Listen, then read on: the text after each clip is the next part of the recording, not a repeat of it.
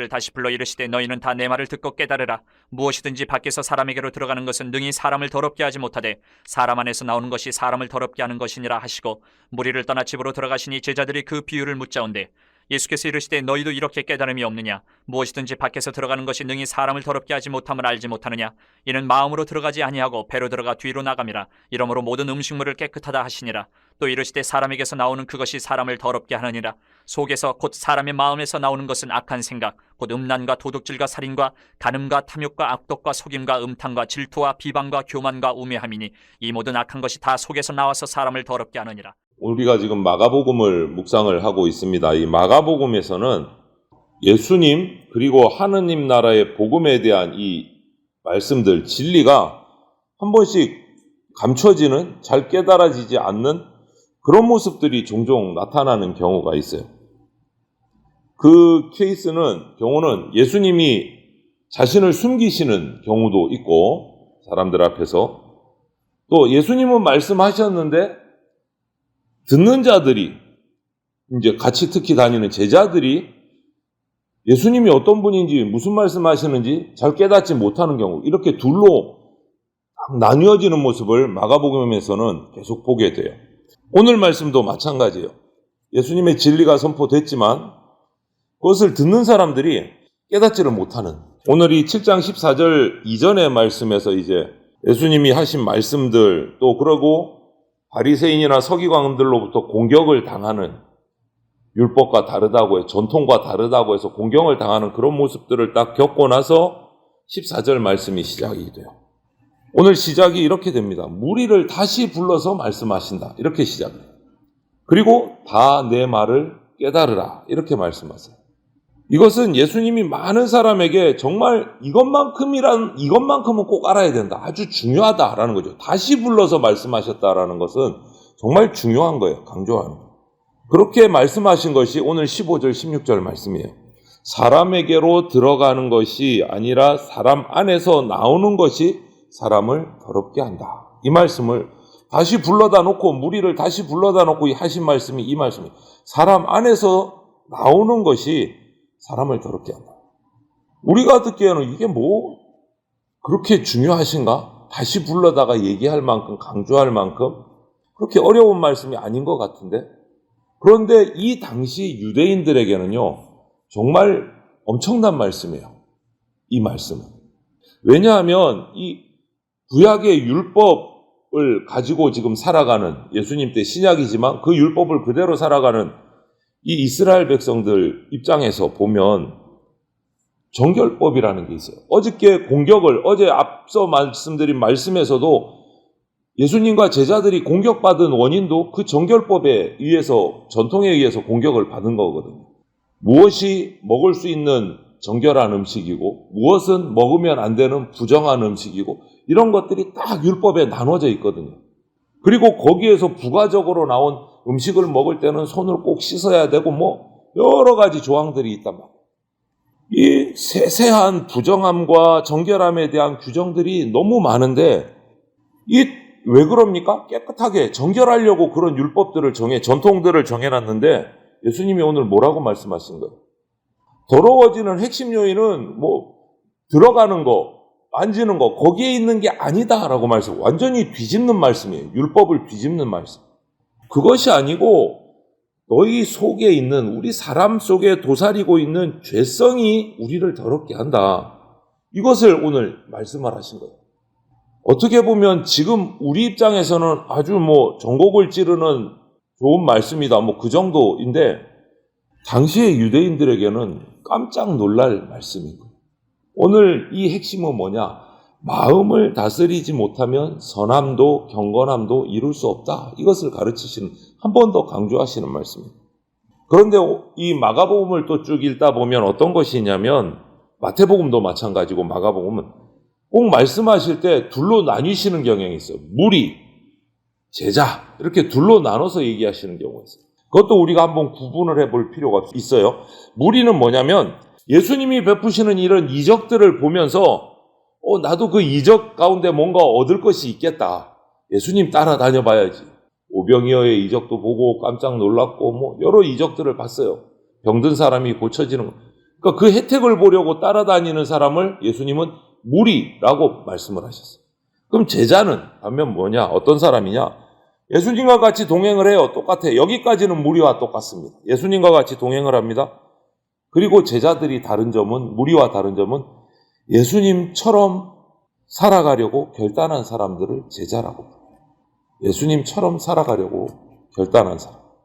그럼 우리가 스스로 살펴봐야 돼요. 나는 무리? 아니 제자? 어느 쪽일까? 그냥 교회 공동체에 나와서 말씀을 들으면서 뭔가 혜택을 보고 교회에서 주는 어떤 혜택들을 누리는 걸로 만족하는가? 아니면 내 삶을 예수님께 아예 드려서 예수님처럼 살아가고 따라가려고 하는가? 한번 생각해 봐야 돼요, 우리가. 나는 무리인가, 제자인가? 그런데 제자들도 보면 17절을 보면 성령 받기 전에는 예수님의 가르침을 깨닫지 못했어요. 똑같이 무리들처럼. 이게 무슨 말씀이지? 아니, 들어가는 것보다 나오는 것이 우리를 더럽게 한다고 하는데 이게 무슨 말일까? 깨닫지를 못해서 예수님께 또 질문을 하는 거죠. 근데 제자들도 그렇고 무리도 그렇고 이럴 수밖에 없는 이유가 그 당시에 조금 전에 말씀드린 정결법, 음식법에 익숙해져 있어요. 먹으면 되는 음식, 먹으면 안 되는 음식, 여기에 고정이 되어 있기 때문에 예수님의 이 말씀이 받아들여지기가 힘들고 무슨 의미인지 알기가 힘든 거예요. 모든 것이 먹을 수 있는 음식, 먹지 못할 음식이 딱 율법에 의해 정해져 있는데 이게 무슨 말씀하시는 거지? 왜 들어가는 것은 우리를 더럽게 하지 못한다 그러지? 분명히 부정한 음식이 있는데 고정관념이 딱 사로잡혀 있기 때문에 예수님의 말씀이 이해가 되지를 않는 거예요. 그런데 예수님 무슨 말씀하십니까? 이 말씀하시면서 18절 19절에 사람이 먹는 것은 배로 들어간 뒤 뒤로 나간다. 그리고 나서 하신 말씀이 모든 음식물을 깨끗하다라고 선포를 하세요. 이거는 정말 획기적인 거예요. 이 당시 유대인들은 이게 무슨 말이야? 율법하고 정반대잖아. 모든 음식물이 깨끗하다 그러세요. 이 음식법, 정결법을 완전히 개혁하시는 말씀입니다. 신학적으로 말하면 이 말씀으로 말미암아 이 구약 율법의 음식법이 딱 여기까지 유효기간 끝이야 라고 선포하시는 말씀입니다. 모든 음식물은 깨끗하다. 이 말의 의미를 잘 알아야 돼요. 유대인이 지금까지 지켜왔던 구약에서 흘러내려왔던 이 율법의 음식법은 정결이 본질이 아니다. 육신적인 정결의 본질이 음식이 뭐 깨끗하고 더럽고 그것이 본질이 아니다라는 걸 말씀하시는 거예요. 어제도 말씀하셨듯이 진리의 복음의 본질을 알고 행해야 된다. 그냥 겉으로 드러나는 것만 조항만 따르는 것이 중요한 게 아니에요. 그런데 우리는요 선입견에서 벗어나는 것이 쉽지가 않습니다. 남들 보기에 사소한 어떤 기존에 그렇잖아요. 가족들 간에 아니면 교회 안에서 아니면 어떤 공동체 안에서 나라 안에서 지켜지는 관념들이 있어요. 전통들이. 그것을 선입견을 벗어나는 것이 참 어렵습니다. 하지만 우리가 하나님 진리의 말씀 앞에 서 있는 사람, 그리스도인으로서 인간적인 선입견을 이제 버릴 것은 버려야 돼요. 복음 앞에 맞추어 보아서 복음과 맞지 않는 선입견들은 버려야 돼요. 그리고 그 하나님의 가르침을 전적으로 받아들여야 돼요. 예수님은 유대인들에게 이 율법의 음식법을 지킨다고 해서 죄에서 벗어날 수는 없다라는 것을 가르치십니다. 깨끗한 음식만 먹는다고 해서 죄가 없는 거 아니다.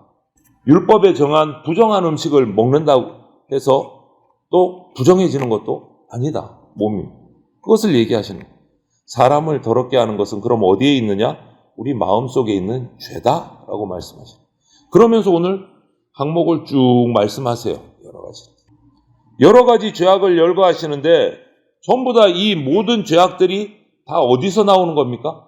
우리 마음 안에서 밖으로 쏟아져 나오는 죄악들이에요. 죄가 외부 요인으로 생기는 게 아니다라는 것을 말씀하시는 거예요. 하나님이 이스라엘에게 그럼 왜 율법을 주셨지? 마음속에서 나오는 것이 죄인데 그 율법을 주신 이유를, 의미를 또 잘 알아야 우리가 잘못된 말씀을 받지 않기 때문에 실제로 음식이 더러워서 이 음식은 먹고 저 음식은 먹지 말아라 한 것이 아니다라는 거예요. 하나님이 율법을 주실 때도. 근데 그 의미는 하나도 깨닫지 못하고 지금 조항만 붙들고 지금까지 흘러내려온 거예요. 이스라엘.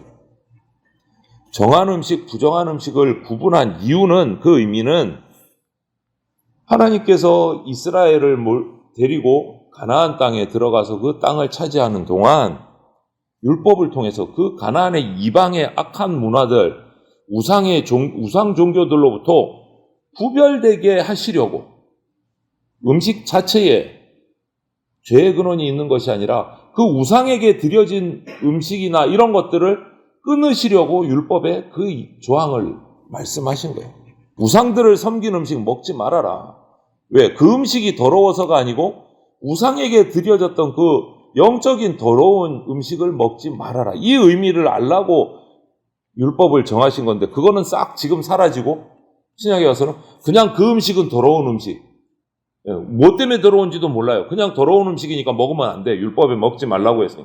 이렇게 되면 안 된다라고, 그 음식 자체가 더러운 게 아니다라는 것을 얘기하셔요. 이런 예수님의 가르침은 그 당시 유대교의 그 율법을 비난하는 것도 아니고 구약 성경을 부정하는 것도 아니에요. 이제 이방인들도 들어와서 예수님을 믿고 이러는, 이제 예수님 이후에 초대교회가 생길 텐데, 그런 것들이 예수님 이후에 사도시대에 초대교회가 생겼을 때도 이런 문제가 있었어요. 우상 음식을 먹어도 된다, 안 된다, 별의별 이야기들이 막 나왔단 말이에요.